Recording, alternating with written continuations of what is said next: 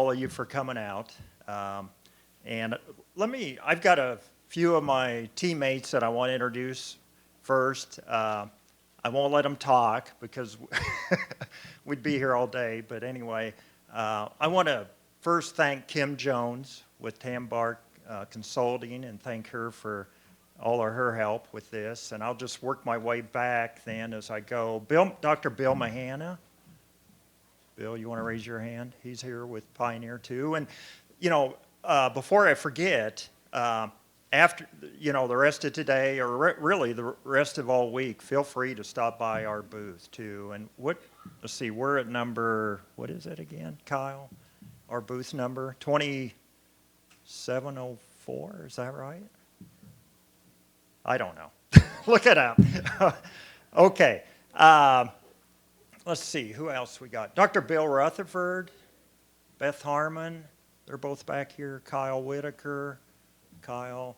I'll have to get out my list to see who all we got. Elizabeth Williams, okay.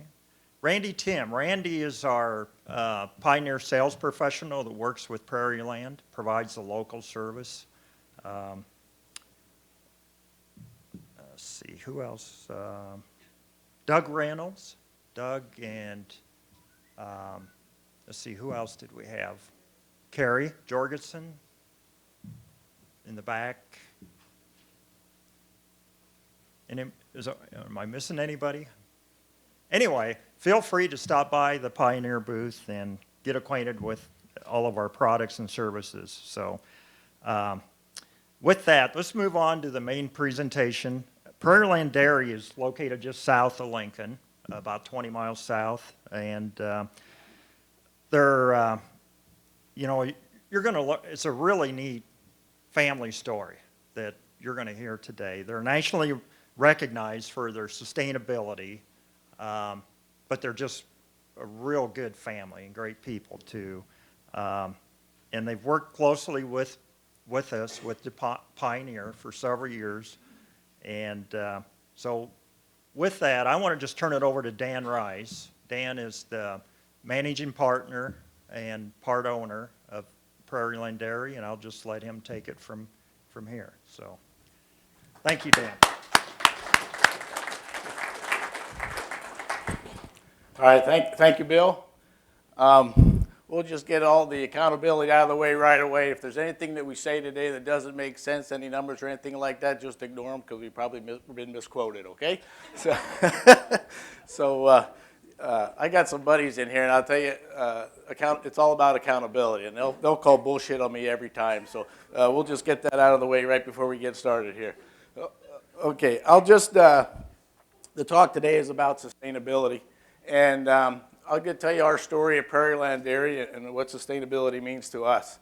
And it really is about people and family and passions and community. That's what we're all about. And nothing that we've done will work if we don't have a common faith. And I think that's what made Prairieland Dairy a success, is our common faith in the Lord Jesus Christ and how we all think. And that's just our mindset there. So cooperation and a common faith are very important to us as we move forward. So in 1998, actually, my wife and I and 4 children met the Obink family, and we're fortunate enough to have the 2 brothers and one of the wives here today with us. We joined together. I was from Pennsylvania milking 100 cows, and they were milking about 120 cows in Nebraska. And the Obinks really are really what sustainability is all about, because they thought forward about what's going to sustain their family farm into the future. And they knew that they needed to bring some other people into the operation to continue that family farm moving forward, and that's why they brought us in. And it's been a great partnership and relationship. So in 2000, we built Prairieland Dairy. It's an all-new facility. With the 3 of us, 3 families. It's the 2 Obink families and my family. And in 2005, we wanted to double the facility. So we actually interviewed and partnered with 2 other family farms in the area. We all put our cows together on one location to be more efficient and to grow our cow numbers. So we're now up to 1,300 cows, 850 acres, And we have 3 businesses. And we have a little saying that says we want to add value to the 3 M's. The 3 M's that the cows give us. Everything in our operation really revolves around the cow. And the cow gives us the 3 M's, which is meat, milk, and manure. And we want to add value to all those things. Our business model is not to be to have 30,000 cows and have multiple locations. Our family has decided that we want to stay a mid-sized dairy and market directly to the consumer and add value to the 3 things that the cows give us. So because of that, we actually have 3 businesses. We have the dairy itself, we have Prairieland Foods and Prairieland Gold.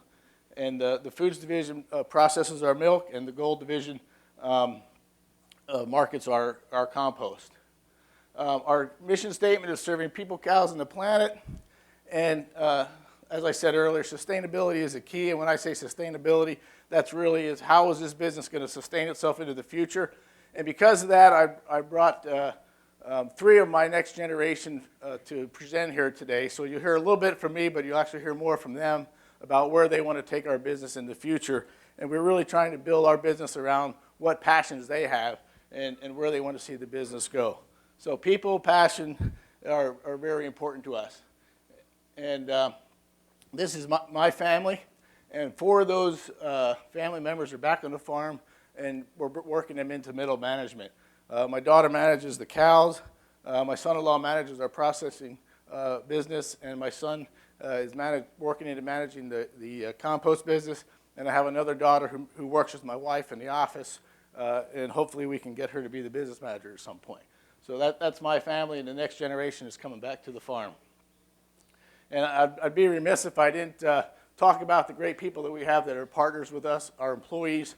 And we have, how many there are here today? So we got 7 of us from the dairy that are here today, and we have a great staff of people back home on the farm taking care of things so we can be gone. So I don't ever want to discount the non-family members in our organization as well and the great job that they do.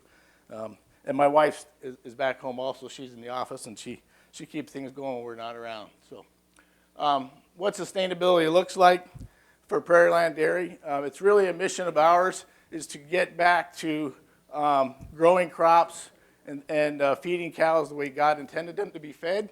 So because of that, we use a lot of manure, a lot of compost, and we're really focused on our land and our soils and growing balanced feed for our cows. Because since we started our processing business, we've really realized that what we feed our cows really affects the milk coming out that we're selling to the consumer. So that's very important. We found that it's very important to grow well-balanced feed for our cows. And we see the difference a lot more so than someone selling it into the co-op system or sell it to a processor. We see the difference in the milk that's being produced, both in flavor, quality, and makeup. So we've learned a lot about that being vertically integrated. I'll talk about our feed system a little bit, just shifting gears here and talk about the land and the feed and what we do. This is, we're really focused on high quality feed, and we really want to build our soils up so that we can produce well-balanced soil, so we have well-balanced feed, so our cows in turn get well-balanced nutrients. It's just a personal thing with me, but I think that in today's world we're growing a lot of bushels of corn, but I question whether that corn is as nutritious as what it can be if we really balance out those soils.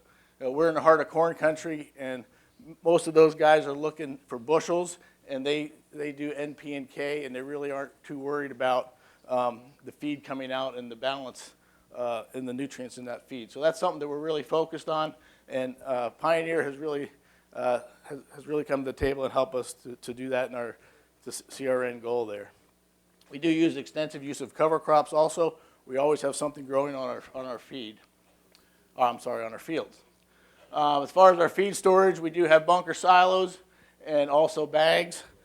The bags give us a great ability to segregate feed and to be able to do some research and trial work. At Prairieland, we don't take Pioneer's word for it that they have the best inoculants. We always try it first, okay? So, and not just Pioneer, but anybody. So we do a lot of trial work, and you'll see some of the trial work that we're doing, and we are doing some for Pioneer as well. But as far as one thing I want to point out here on this slide, and that is I think everybody, no matter where you live in the country, you have to really look at what benefits you have in your location and what advantage you have over your competitor, which when I say a competitor, I'm saying another dairy farmer. So in Nebraska, we have a lot of ethanol plants and things like that. So we do feed a lot of, not distillers grains, but corn gluten meal. And so that's a very important feed ingredient that we have, and we're very close to it, so it makes a lot of sense for us. So corn silage and corn gluten feed is the two ingredients that make up majority of our rations. So this is just a picture of some things that we do here. So when we look at pick hybrids, we are 100% Pioneer and have been for quite a few years, but we look for high starch, high digestibility, and good standability in our forages. The question is probably going to come up, but we do not use BMR silage at our farm right now. It's just something that we have not, we have in the past, but we don't currently. We do use Pioneer inoculants, and that is to get obviously the fastest fermentation as possible. And this year we've done some research with the new product that they're releasing, and that's the Rapid React product, so it lowers the pH very rapidly. And as far as I know, those results are coming in very, very well for that product. Another thing that I know Pioneer's working on and that we're very interested in, and that is an inoculant that will make the digestibility of the corn silage more digestible faster, because you can lower the amount of money that you have invested in your feed pile. I was at a farm yesterday on the way up here, and he had 2 years worth of feed stored up because the digestibility improves as time goes on. And but that's a huge investment. So we're looking at a rapid starch digestibility inoculant that can help us not have so much feed on inventory, because right now we try to keep, we'll try to have at least 3 to 4 months carryover in our silage piles, and that will help us to eliminate a lot of investment in feed if we can get to that point. So just another thing that we're working with Pioneer on. So this shows some of the advantages of working with a company and consultants that we do. And as I said, we like to do a lot of research on our farm. Here's a couple of things that we're doing. We're monitoring the face of our bunk for heat.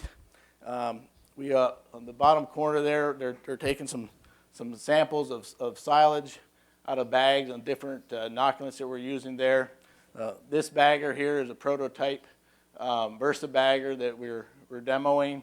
That has the ability to do a 14-foot bag or a 12-foot bag, and that was a prototype that we used there this fall as well. Okay, so in our farm, in the last 3 years, my daughter's been back on the farm, and she now manages anything that has to do with the cows and the employees on the dairy itself, and she's made some great improvements to our production. And the key really to that is all about consistency, and I think that's really what she brings to the table more than anything, is just making sure that everything gets done correctly and consistent and efficiently. So with that, I'll introduce Megan, and she, like I said, she's been with us for 3 years managing the cows. She's a graduate of South Dakota State, and I'll let her tell you all about the cows. As you said, my name is Megan. I graduated from South Dakota State in 2012. The opportunity to come home presented itself at that time. I thought I was going to go somewhere else, but I worked a couple other places, and I decided home was pretty good. So came back home, and I've been running the cows. He said, "It's yours," and walked away. So it was kind of sink or swim, but I'm still swimming. So 1,300 cows is what we're milking today, 3 times a day. Our parlor, whole farm's ran off of Affy Farm. We are averaging 90 pounds of milk, 6.2 pounds of fat and protein, and about 140 somatic cell count. Really focus on, like you said, consistency and design and efficiencies throughout the entire operation. A couple benchmarks I put up here. We run a 25% preg rate with a 38% conception. I'm focused on transition and repro. I think if we're always improving there, a lot of things follow. those are the two main things. I mean, obviously, there's a lot of other things going on, but if you can dial those two things in, you can be successful. Like I said, consistency. One thing I really focus on is feed bunk management. So we have a one-group TMR, so everybody gets fed the same except the fresh cows and the close-up cows. Feed push-up is twice a day, or every 2 hours, and we redistribute feed 3 times a day. So by watching the cows, you know that if there's feed here and that's where the cow wants to eat, and there's not feed over here, but this is where she wants to eat, she'll go to that same spot every day, no matter if there's feed 2 feet away. That's something that I've learned, that with feed distribution, we got 3 pounds of milk, just having feed from end to end. So it's constant, on top of the employees, making sure they're doing the right thing. And this is a shot down our freestall barn. We have fans and sprinklers throughout the entire facility with sand bedding. I run all the pens about 30% over, so we're looking at design and opportunity to expand a little bit. Feed quality. Here's a picture of Bill and myself monitoring the feed. He helped, like my dad said, we take a lot of expertise and knowledge from outside people. Bill helps with the quality, with making sure that our silage is put upright during the cutting process. He's out there the whole time, making sure the silage is chopped correctly and we're getting it put upright. One thing we do is take feed temperatures when the weather's changing. So right now we add a heating agent, a non-heating agent in our feed during the summer. This is the first year we did it, and it helped immensely with milk production throughout the summer. I think I know we had our highest producing summer. So right now we're monitoring temps as we have the warm days and the cool nights, making sure our feed's not heating. Another thing on that is I really value consultants and veterinarians who come in and give us the advice, because we're in Nebraska. If you know anything about Nebraska, there's not very many dairies there. And I'm still learning. We're all still learning, and we want to always do the right thing. So we're open to a lot of research, try new things. We always do our own little research project, see if it works on our farm, because what works on your farm may not work on my farm. So as I said, we focus on consistency, standardized procedures throughout the entire facility. Try to be consistent from day shift to night shift. Employee retention is very important. I try to enrich our employees. I want them to understand why we're doing things, not just because I said so. We have very low turnover. My newest employee started a year ago, so very low turnover, but I give the credit to that goes to we pay them very well, we provide them housing. We also have other entities within our business, so the men work for me in the parlor, some of the women work for Jacob in the milk processing plant, their kids are involved in the schools, in the churches, in the community. So I think that's a big key to our success. I always try to really push animal welfare, animal well-being, how we care for the cows and care for the animal, and help them to understand why. So this is a shot in our parlor. I'll talk a little bit about mastitis management. Cleanliness is key, obviously.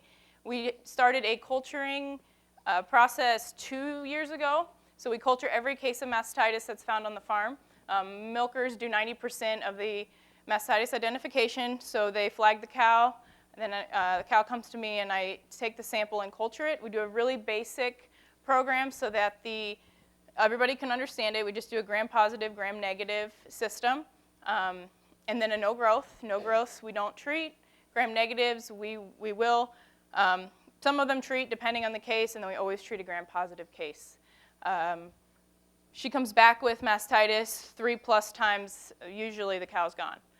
But this has really reduced our cull rate for mastitis. We've just 1 year reduced the mastitis culling 50%. Because we are treating the bacteria that's the problem and taking care of the issue instead of just retreating blanket treatment, 8 days, who knows what the problem is. Went away from that and have had huge success. With this, the somatic cell count runs a little bit higher. We always used to be around 100, and it's elevated just a little bit, but I'm not getting a premium for it, and we're keeping more cows around, so I'd say we're ahead. So our parlor is a double 24 modified herringbone parlor. Rapid exit, very natural to the cows. Everything we did when we built this barn was for cow comfort, so they don't come in and make the right turn. We have a round robin design. All the cows exit the parlor at one place. They all go through a sort gate, so we use a sort gate system with a palpation rail. No headlocks on the farm. Entry and exit lanes throughout everywhere, so we're not stopping cows to bring the next group up. Makes us more efficient. We can get through the cows faster. There's water in this photo. You can see upon exiting the parlor, it's really helped us with milk production. Almost every cow goes and takes a drink of water when she gets done milking. So always clean and fresh. We clean waters on a consistent schedule. It's twice a week right this time of year. We do our own in-house hoof trimming. About a year and a half ago, we put on a training for our guys and have had major success. Culled about 80% less cows for lameness in 1 year just by doing this training. We also made a nutrition change right around the same time that helped the hardness of our feet. And so that's been key in that success. And so we're trimming twice a lactation, 120 days, and then pre-dry off. Okay, I'll move into a little bit about repro and maternity. So we use the AFI system, like I said, so we're using their AFI pedometers for all heat detection.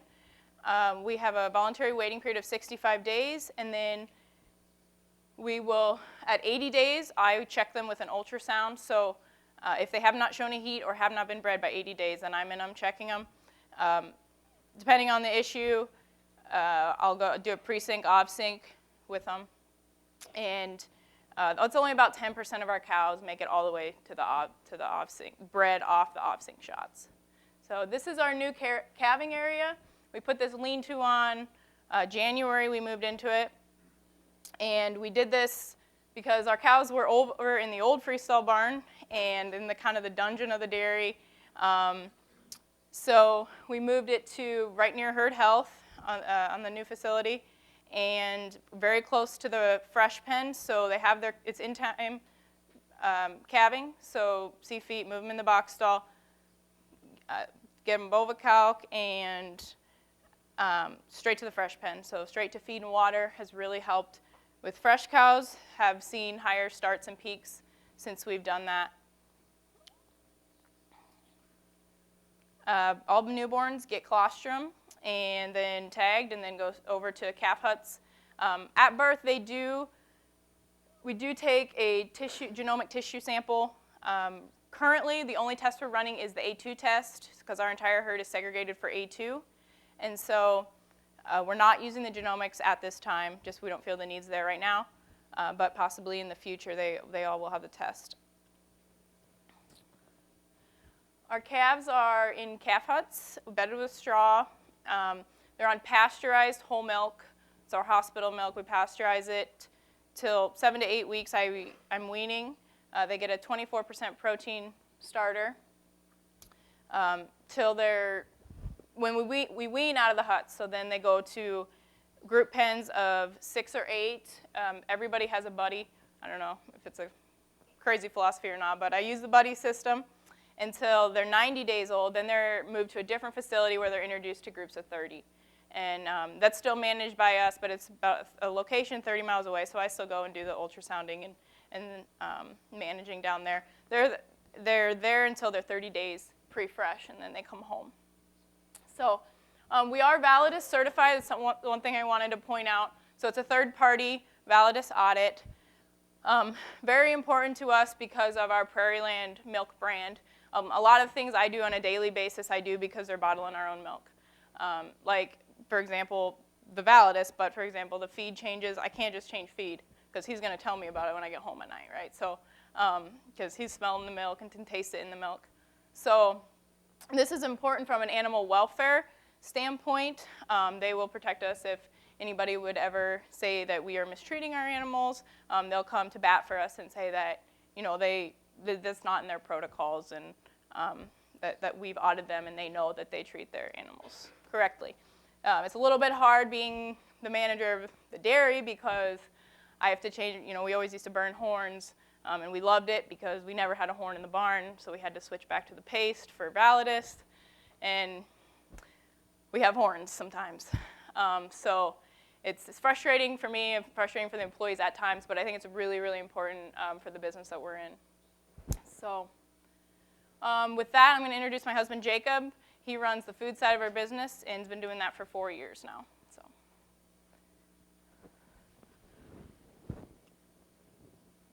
Okay. There we go. I'm on.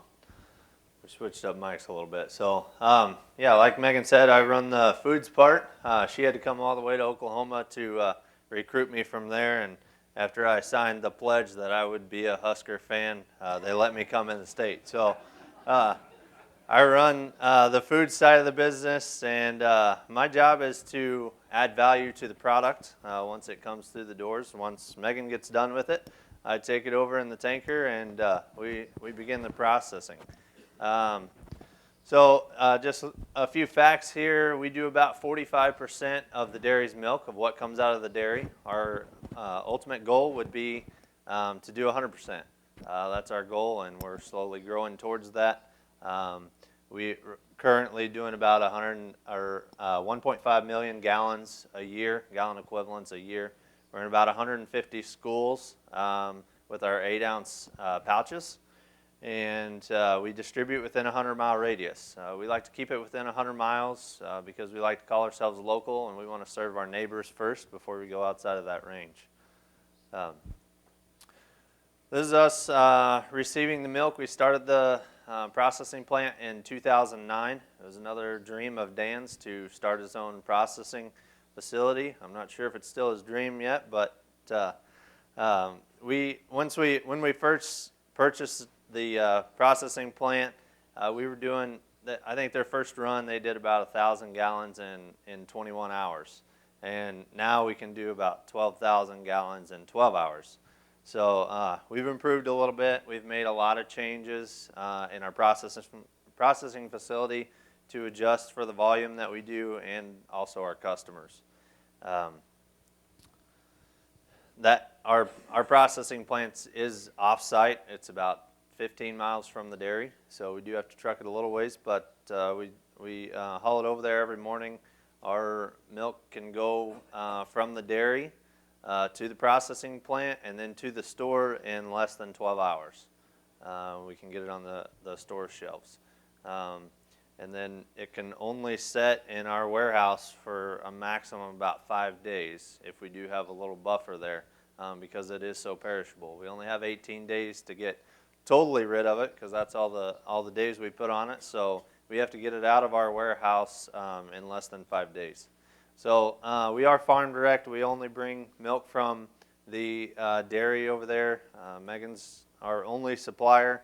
The milk that comes from her, and like she said, whatever she does in the cow's diet or with the cows, it matters to me. So we have to work very closely and make sure that I know the diet changes that she's making and make sure that it works for our milk, make sure it doesn't change the taste or the smell or the consistency, anything. Anything she changes, we have to sit down, talk about it, do some testing on the milk before we go and change that. So we process all the milk through HTST. This is just our processing. This is regulated by the state. The state has to come in and regulate that. Make sure the milk is actually getting pasteurized. We mix all of our, this is mixing chocolate milk. We do a lot of chocolate milk. We probably do just as much chocolate milk as we do white milk. And that's for the schools. Our school business is really taken off. It's not our best product because the FDA regulates what we put in the school milk. So they regulate the amount of sugar we put in there, the amount of fat. So, and as you guys know, the fat and the sugar is the taste. So it's not our proudest product, but we produce it for the schools and make the FDA happy that we don't have any fat and we're 22 grams of sugar. So this is our bottling room where we stick the labels on the bottles. We take great pride in this because we see we have 4 sets of eyes on every bottle that goes down the line. We make sure that the cap is on correctly, the label's on straight, the best by date is on there, and the container looks okay. To us and to the consumer, the outside of the package is just as important as what's inside the package. So we have to make sure the outside of the package looks very good before the consumer will buy it, and then once they get it in their hands, it has to taste good too. So quality is of utmost importance in the plant. We want to make sure that our quality is at the top of the priority list. This you can kind of see all the labels that we do. We do a variety of labels.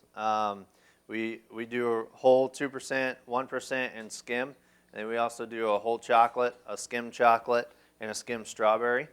So we have labels for all those different ones. We do it in gallons and half gallons. And then also we do 2 different kinds of quarts. We do a heavy whipping cream, and then we do a half and half in quart variety. And then all those different labels, we also have a second label.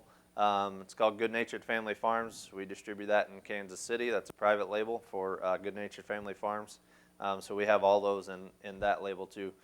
So we have a lot of different varieties of labels, and we do that all out of this one plant here. This is our bottling machine, our filler. We got a 12 valve filler, and this is where a lot of our efficiencies take place. This is the middle of the line. So if we don't have a bottle on this filler here, on one of the heads on the filler, then we're losing efficiencies. So this is one of our key places here that we got to make sure is as efficient as possible. Our operator makes a lot of difference too. As Dan and Megan have both said, you have to have people in the place that they're compassionate about. And I have one filler that if I change fillers, it makes a world of difference on our day. So you got to have people where they're passionate about. We do weigh the jugs periodically. It's another quality control for us. We weigh them to make sure they're completely full, and we're not giving the customer a partially empty jug. This is our pouches. This is what we are pushing right now. It's very unique to our area. Some of you may be familiar with the pouches for the schools, but it's very new to our area, so it's been a tough sell to our schools because they're unfamiliar with it. And if you see one of those pouches, in which we're going to give you some today so you can have an example, it looks scary, but it's really not. The kids love it. The kids love it. They've done the Capri Suns before, so they know how to work it. You take a straw, you poke it anywhere. It's got a sharp end on it. You poke it anywhere. The great thing about these is it's 80% less waste for the school. So once you're done with the pouch, it lays flat, and obviously with the carton, you still have your same shape. So it's 80% less waste. When we first did our pilot project with the pouches at our local school there down the road, they were doing a garbage collection every day of the week, and when we went in with the pouches, now they're down to twice a week. They're down to twice a week. So we saved them a lot on their garbage bill too. And it's a lot less spillage. The janitors love it because when you drop a pouch with a straw in it, you're only going to drop a couple drops out of there when it lands on the floor. If you drop a carton of milk, it's all going to go. So, and we've also, if you look on our website, me and Ben made a cool video of us running over a pouch with a 4-wheeler. So we get a lot of schools on that one. We convince them with that one. So if we can run over it, then the kids won't stomp on them. So once we get done with our bottling and our pouching, we put it all on a pallet. We do another inspection, and we send it to our warehouse, which is in the middle of Lincoln. And the reason we have it off-site is because we have, that's the center of our distribution area. So we want it to be in the center of our distribution area. We don't have to travel as many miles coming down to the plant, getting it and going out to our 100-mile radius. We can do it in the center and only have one truck with full loads of milk going to supply that distribution center. We do, we have one person in the warehouse, and he works overnight, and he gets every store their own order. So every store makes an order, and we custom make that pallet to their order. So we do a build-to-order system, and then we ship it out that very next day. So we take it from the plant to the warehouse, and then it's shipped out the very next day most of the time.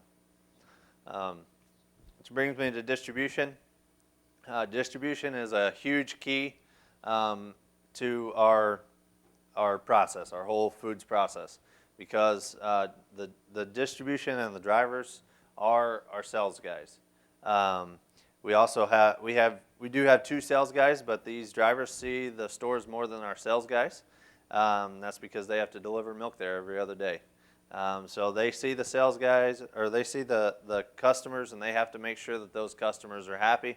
Go in there with a smiling face and be able to answer all the questions. So our drivers have to go through a lot of training and know what they're talking about when they go in there, and they have to be able to make that customer fit that customer's needs when they go into a store.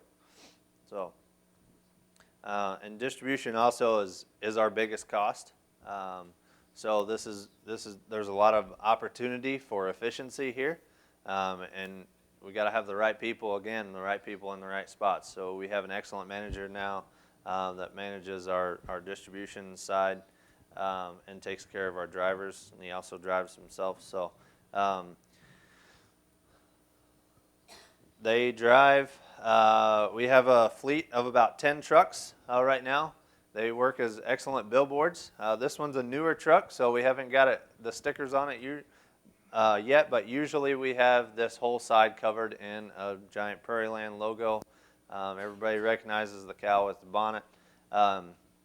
But this is one of our new compressed natural gas trucks. We have 3 of these. We bought 3 compressed natural gas trucks last year. Everybody probably knows that CNG is getting to be more popular, and it burns a lot cleaner, and it's also a lot cheaper. So with moving 3 out of the 10 units to CNG, we were able to save about $11,000 in fuel every month. So it saves us quite a bit.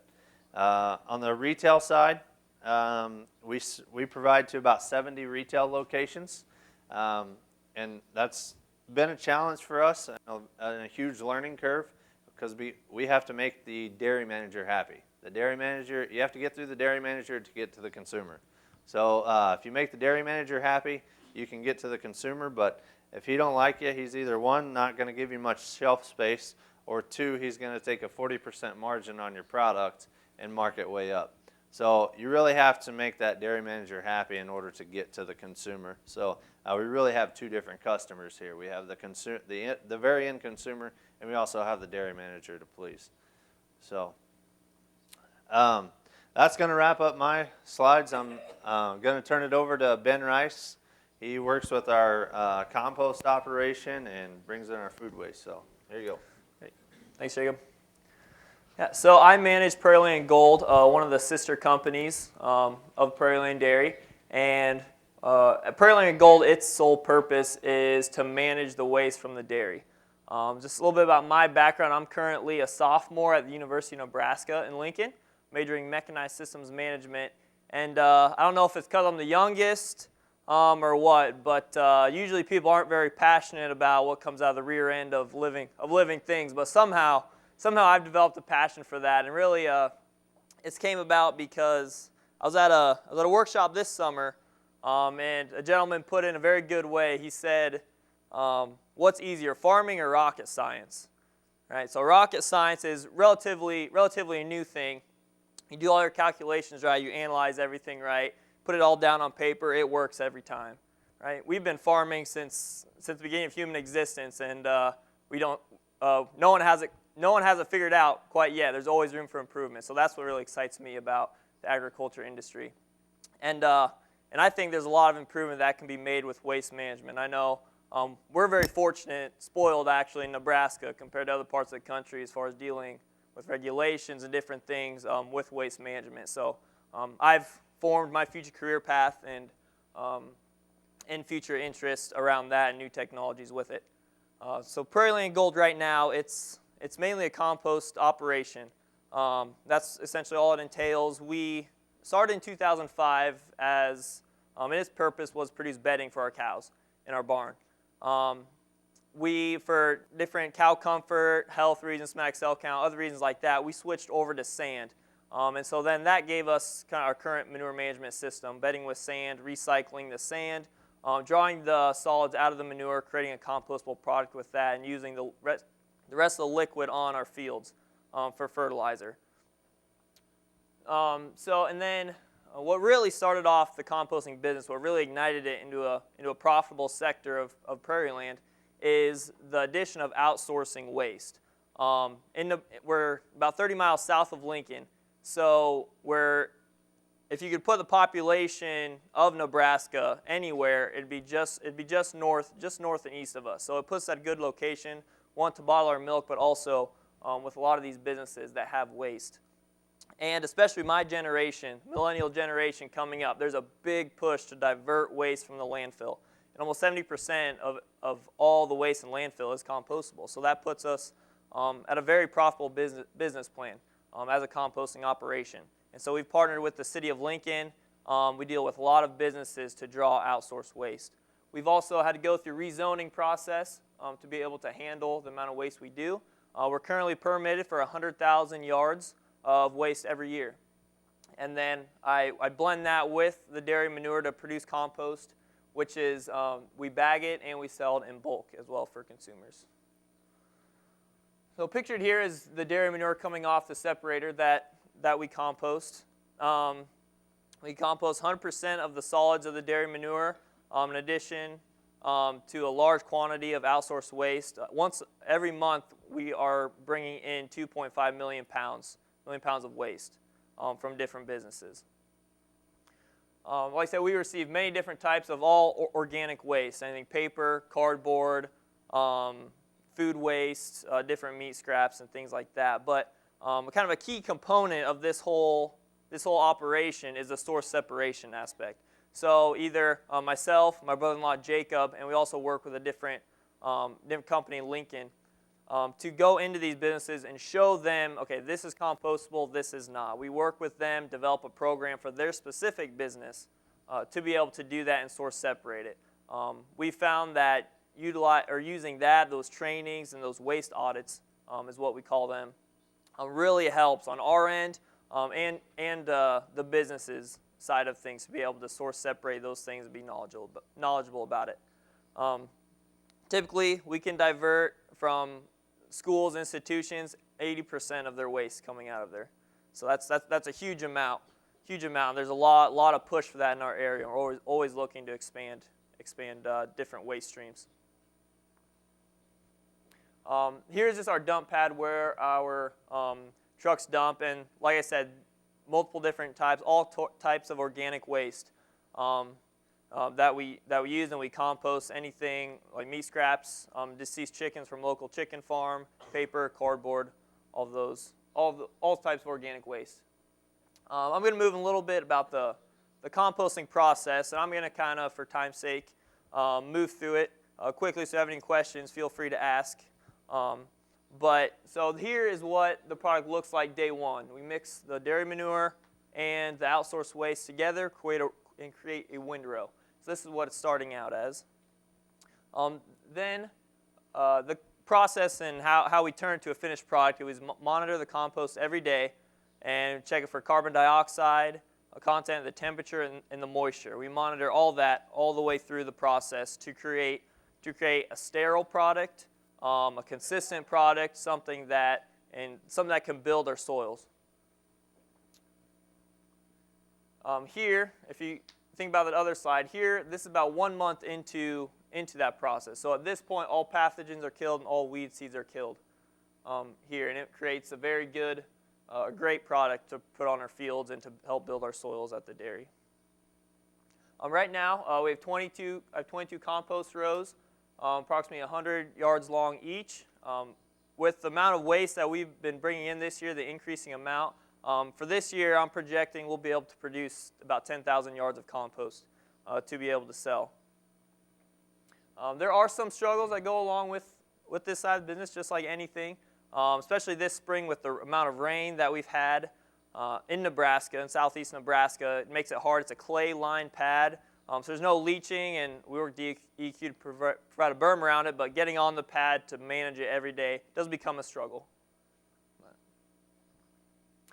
Here you can see we're aerating the compost with our turner, and you can see the release of the moisture and the carbon dioxide and everything. And really, this is just one of the tools we use to be able to grow the microbes in the compost row to be able to do their job. And that's really all composting is, being able to provide a healthy environment for those microbes to do what they naturally do. The complete cycle to take it to the finished product is approximately 2.5 months. And so from there, we load it and load it out onto, in bulk, in bags. Or excuse me, let me back up a little bit. We screen all of our compost before we sell it to create a consistent product, remove any rocks, remove any chunks or any uncompostable material. And then we sell it. In the previous picture, you saw us loading the back of a truck bed, and that's about 20% of our total sales. Just, I'd say, local bulk, which is people coming in, driving to the dairy 1 yard at a time in the backs of pickups. We also, 70% of our sales is landscaping companies, golf courses, multiple yards at a time that they're buying. And then that last 10% is our bag compost, which you saw at the beginning of the Prairie Gold slide. And we sell that in some of our, at the dairy, and also some of our retail locations that we also sell our milk at. Then the future Prairieland Gold, which is what I'm excited about, and the future opportunities with waste management. And lots of different new technologies and things out there. Always want to be bringing in new waste, collecting tipping fees on that, just to increase revenue. I would really want to focus on the resource recovery, a lot of those nutrients that were essentially lost before some of these systems. Recovering water, especially in Nebraska, it's a huge hype with the Ogallala Aquifer as a resource underneath that and protecting that. And also possibly even energy production with our waste. Of course, building healthy soils, producing high quality compost, be able to do that. And then really the overall purpose, contribute to Prairieland's bottom line. Everything revolves around the cows, right? So, and everything, my sister too, everything revolves around her too, so got to keep her happy.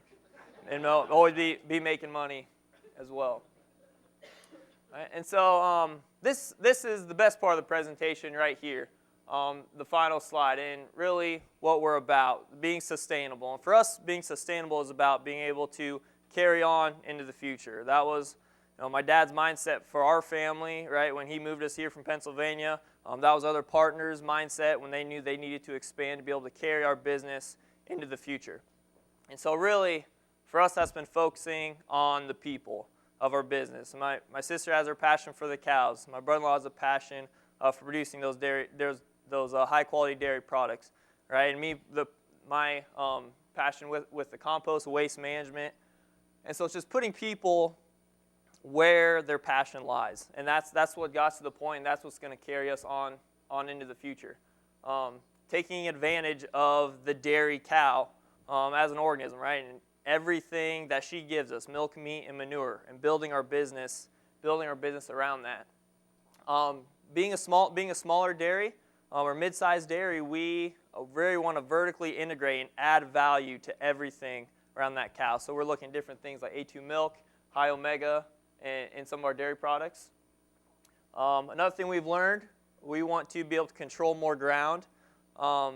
We don't currently own all the ground we produce our crops on. So the more of those inputs we can control, we've learned, the better we can do to be able to control the ground, control our crops to create high quality feed. We want to expand. My sister mentioned some of our crowding and things like that. So we have room to expand. So we're hoping to do that in the near future. And then also expand the composting business to more of a waste management business, a waste solution business is what I like to refer to it as. So pretty much everything we do is right for people, producing a high quality product for people. And to be able to do that, we believe to have healthy people, you have to have healthy milk.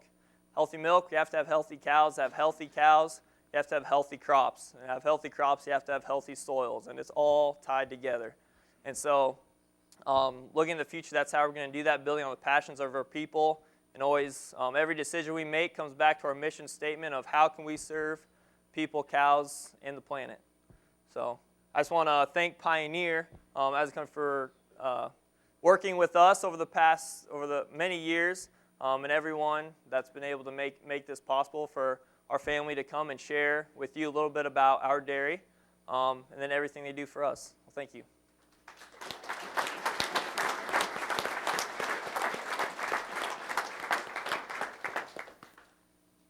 We've got just a few minutes. Do we have any questions for Ben, Jacob, Megan, or Dan?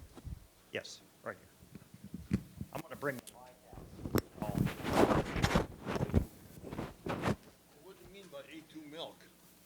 A2 milk, what does that mean? A2 milk is a different protein that's in milk that we identify what cows give by testing their DNA. And there's two kinds of protein, A2 and A1, and we can get into that. If you really want to know a lot more about it, we can talk about it later, but it's just a different kind of protein that we're segregating, which digests more efficiently in the human body. Yeah. Okay, one clear in the back here. I'll go back here.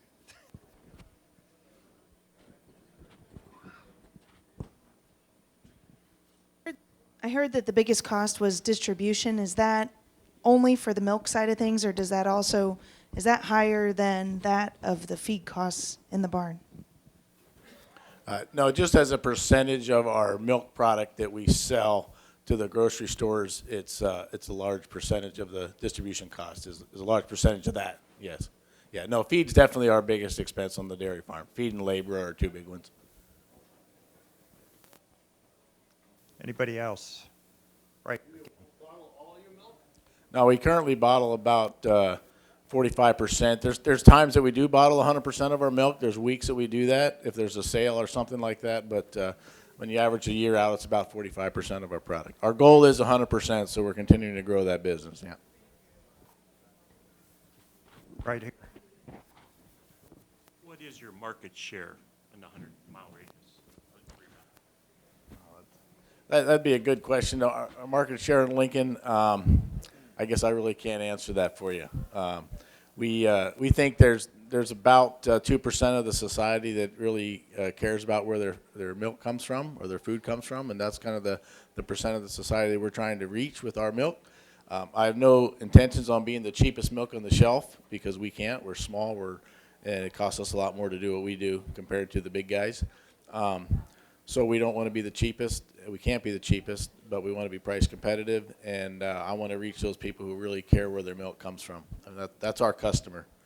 A few weeks ago, we give a lot of tours at our dairy, and a few months ago, we had a lady come and introduce us as her dairy farm, and that's really what our goal is in our marketing, is to make the people feel that our dairy is their community dairy farm. And we do a lot. In that respect, you look at our logo, it says Firth, Nebraska's Prairieland Dairy. Well, Firth, Nebraska doesn't own Prairieland Dairy, right? But we try to really embrace the community that way. Anybody else?